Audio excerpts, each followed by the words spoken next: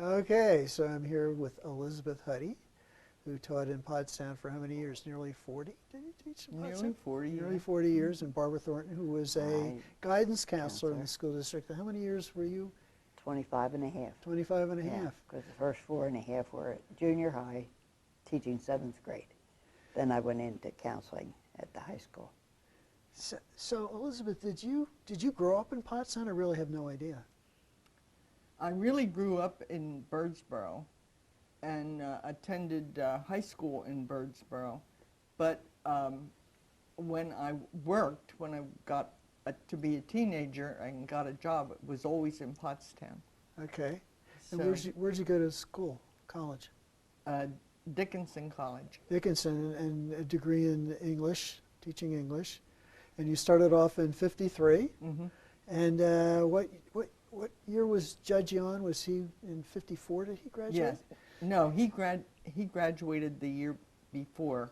He graduated in June of 53. Oh, so you missed him as a So I student. missed him, yes, as a student. But not by much. But I taught his wife. He taught his wife. Yeah.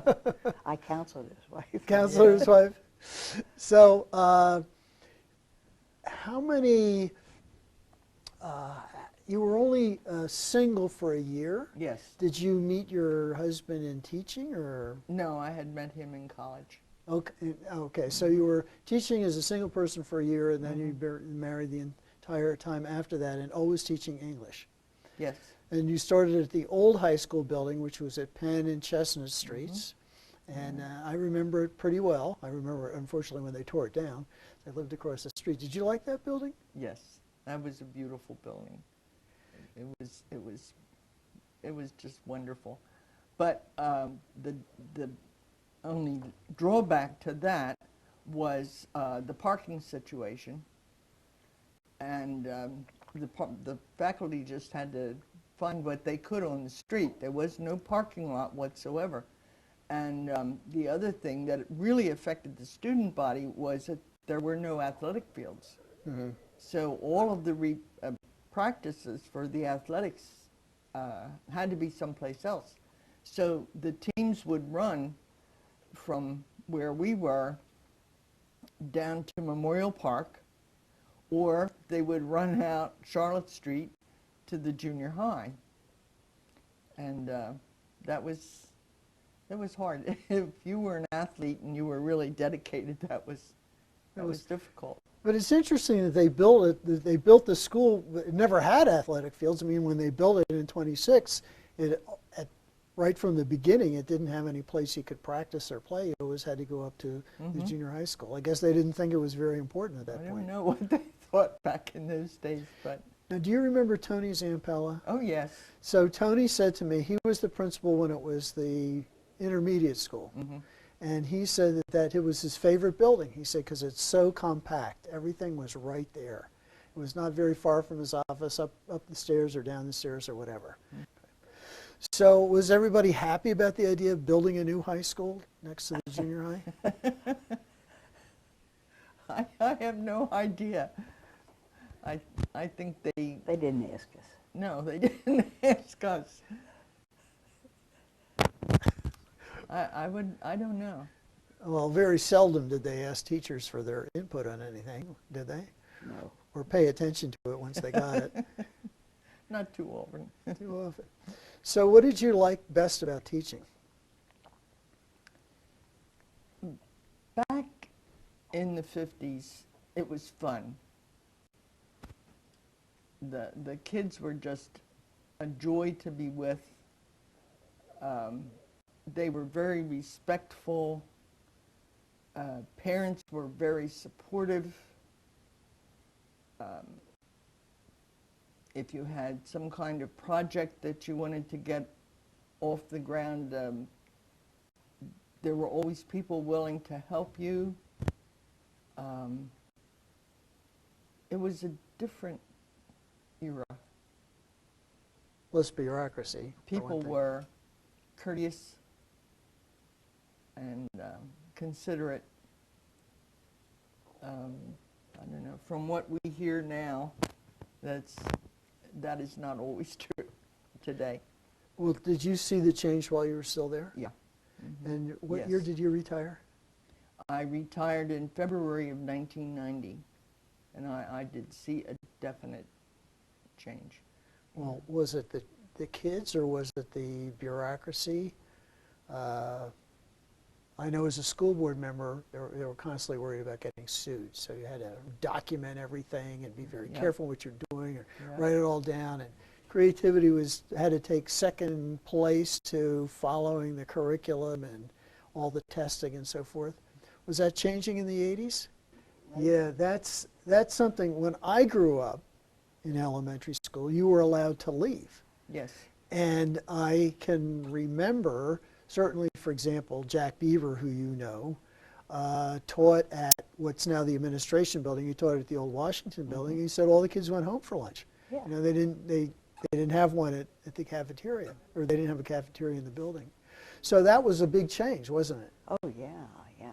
In fact, when I went there, I was still living in Royersford, and I didn't drive a car, and I rode the bus from Royersford to Pottstown, but Charlie Hamilton and I would grab a sandwich, and he would take me out in the driver ed car to teach me to drive. And then they finally put a parking lot in, and that was an adventure. They blocked my car and just deviled me, the teachers. So it was a good group.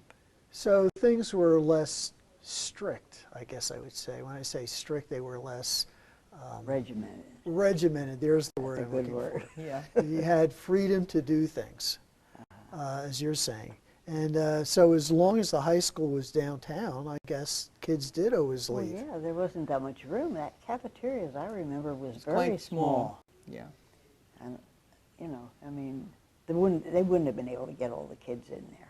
There's no way they would have. But the kids didn't want to go anyhow. They wanted to go downtown. Yeah, to they eat. wanted to go downtown. And in the when you started at the junior high school? Yes. So that was what's now the middle school, the new junior high school, Northern Okay, Junior High School. That's where you Northern, were. Uh-huh. And did kids go home for lunch No, there? no, we had They a big stayed? cafeteria there, and then they went out on the playground after the end of their lunch period. They'd eat and go out back and play until the lunch period was over. So what are some of your more vivid memories of teaching at the high school?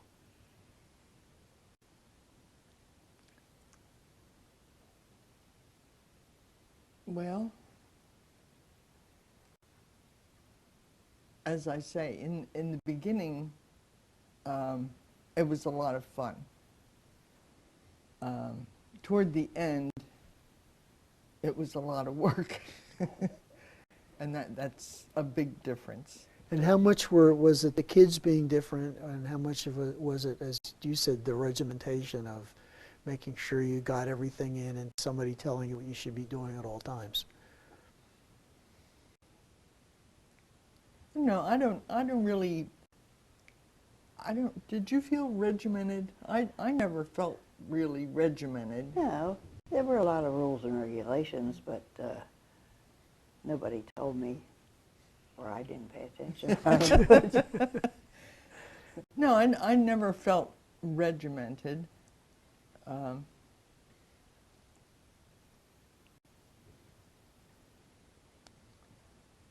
So then how was it less fun?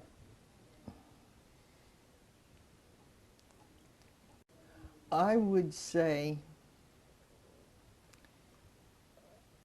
over the years, there was probably less discipline at home.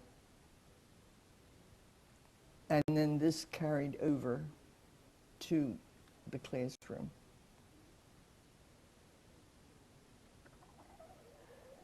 I think society's rules changed, Changed. too. You know, Yes. there was, A lot. like when we were growing up, you respected any authority, whether it was your parents, your teachers, your minister, your Mhm. policeman, you know, any authority. And that gradually disappeared. And I think that made the biggest difference for all of us. Yeah. There was a lack of respect. I know I hesitate to say anything negative because all in all, I loved my job. All in all, when you look back over the hundreds of kids that you had, you realize that you really liked almost everybody. But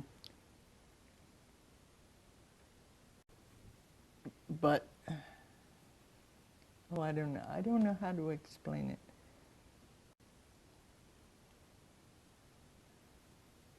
I question sometimes how much respect some parents are demanding from their kids. Because there is respect for people, respect for authority, respect for property. It just breaks my heart to read articles in the paper about kids being destructive on the way home from school.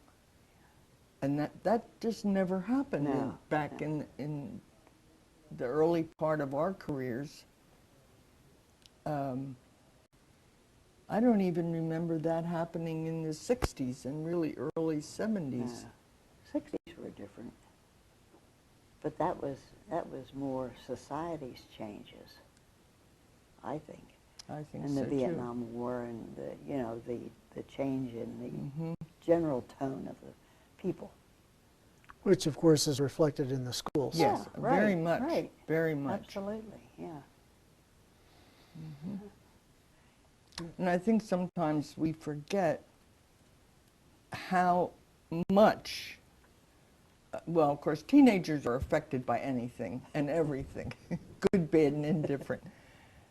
But like the incidents in Parkland yesterday, and there's another incident that was being reported at noon on the news today. You know, it's tough to be a teenager today.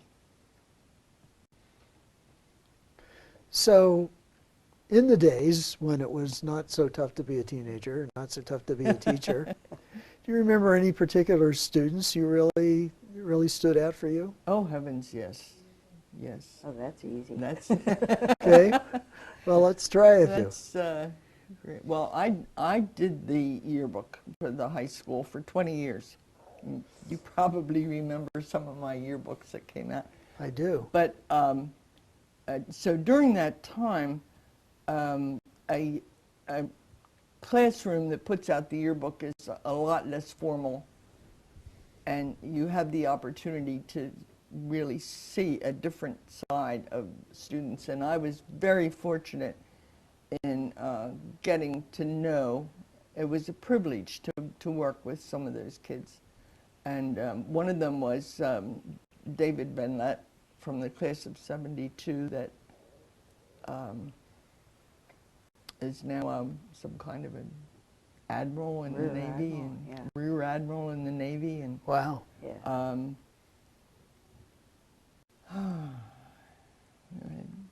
Doug Breidenbach's, the local lawyer, the attorney. He was a very fine young man, scholar athlete.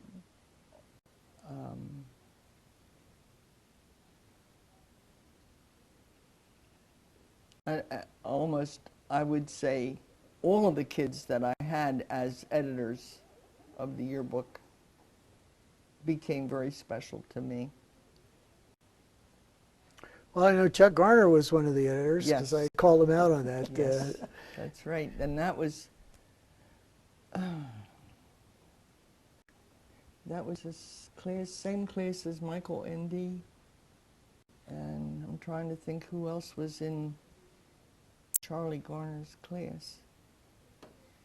Can't help you. It wasn't one of my classes that I counseled. And then what about the Garner that goes to your church? Dave. David. Yeah. Well, he was a cousin of Charlie's, and when he came through, he was an editor of my yearbook. Okay. So, We remember when John Armada came into the high school to first teach he was a young. He was so young. I have so much respect for John Armato. Yeah. I think he's, Pottstown is lucky to have him. Yes, very. Yeah. Well, you taught with him for a long enough time, Yeah. and he did a lot of things when he was at the high school. A lot of different classes. Different hats. Yeah, speech and athletics and so forth. Yes, he's a very admirable man. Ronnie Holman I had in 7th grade, and then he came through the high school and came back and taught. He was a fine young man, too. Yeah. So you lived near the high school? I lived on North Franklin Street, right in front of the high school, yes. I always walked to work, 'cause I cut through my neighbor's yard and I was right there. By design, you wanted to live near where you were working? No, it just accidentally worked out that way. But it was neat. Yeah. Talking about Pottstown, though, I think one thing, I started to work here in Pottstown when I was 16, and the law allowed you to get a job. And the thing that is so sad is High Street was beautiful back in those days. It was just, you got dressed up to go down to High Street to shop. And there were these beautiful stores with the big windows, beautifully decorated and everything, and now all that's gone. Nearly all. There are a few left. There's Whites and Corns. Whites and Corns is the only Been one. there a long time. Yep. And I was so sad when Bechtel's closed. That was a real piece of history there. And did you ever have any experience at any problems because your father was the superintendent of schools? No. Nobody cared? Pardon me? I said nobody cared enough to... I don't think so. No one ever, I don't think anybody ever felt that I got any perks or anything because of that. And he wasn't, his tenure was not that long. He was only superintendent for 10 years. He had come up through the ranks as a teacher in Pottstown Junior High, and then he was, at that time, they didn't have building principals in the elementary schools. At that time, they had what they called a head teacher. And that teacher did the jobs that a principal would do today. And then they had one principal that was over all 5 of these elementary schools, and that my dad had that position for quite a long time. And then from there he became superintendent. well, I remember, was he followed by Dr. Fike? Was he the next one? No. No, there was who was the one that, Winger? Oh, yes, he Dale was Winger. followed by Dr. Winger. I think Winger was the one that signed mine. Yeah. Because I remember Dr. Fike was from Birdsboro, was he not? Yeah. And Same he started, class. Dr. Fike and I went to school together from first grade through high school graduation. And so I've known he and his wife for all my life. well, and then you were teaching together at the high school Yes, before he moved yes, into and then administration. he taught math for a short period of time, and then he left the he left the high school to go back and get advanced degrees. And then after he obtained his advanced degrees, he came back to Pottstown. So I think that says a lot for people like Jim Murray, not Jim Murray, Tony Zampella. And he was another Birdsboro resident. And although now Tony is a great deal younger than Ray Fike and I are, But, you know, that they elect to come here and are happy enough to stay and have a long tenure. I think there's a lot to be said from when you have a job opening, that you look at what you have and try to select the best person for that job, not necessarily just hire somebody from outside that no one knows. The teachers don't know, you know. I don't know. I think we've been pretty lucky in promoting from within, I guess is the way to say it. So how is it that you two are together? Have you Well- stayed friends since you both retired, or Well, yeah, No, we've been friends since the 50s. the 50s. 50s? Wow. Yeah. Yeah. She started, she's younger than I am, but she started before I did because I was raising 2 kids. And then she took time off later to have her kids. Yeah. But getting back to the downtown, I can remember, like I said, I was living in Royersford and raising 2 little girls, and I would come up on the bus on a Saturday to shop, and of course in those days you didn't wear slacks, you wore a dress or a skirt, and blouse or sweater or whatever. And you got dressed up to go down to High Street. Well, I got dressed up to come up the High Street, and I can remember my older daughter, who was just a kid, little one, and she'd say, "Mom, you can let them know you're a real person. You don't have to wear a dress to go to Pottstown to shop on Saturday morning." But I did. And we weren't allowed to wear slacks until we moved into the new high school. Oh, it was a long time Yeah, it was before cold out we there. were. Well, it was.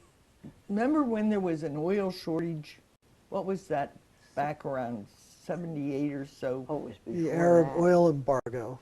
Yeah, that you couldn't get Oil. oil. And you had to get gas on a certain day of the week. Well, that's when they reduced the heat in the classrooms, and we complained so about the cold draft at the floor level that they finally conceded to let us wear pants to school. But they never ever allowed us to wear jeans. to wear jeans. No, It was we- always pantsuit. a dressy pantsuit, you know. Yeah. But When we first moved into the new high school, that we had the spiky high heels. We taught in high heels for years. oh yeah, yeah. But the high 3-inch heels, heels. yeah, the high heels were skinny little spikes, and that was going to ruin the flooring. So we had to get little rubber caps to put on the bottom of the.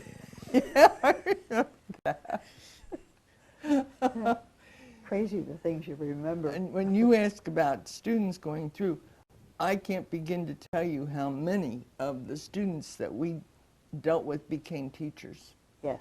There were a lot on the, you know, toward the end of our careers, we were working with students that we had had way before. And now we're eating lunch with them as they retire. Because Charlene, who took my job when I retired, she's now retired. And Popey, Gus's sister, I had her in 7th and I had her in high school, and she's now retired from teaching. So yeah, time marches on. There were, and I guess one of the first ones that I had that I taught that became a teacher at Pottstown High School was Butch LaValle. Oh, okay. I didn't have him. Well, he goes He way, must have way been- back, well, early he was 50s. probably when they were segregating boys and girls. Back, yeah.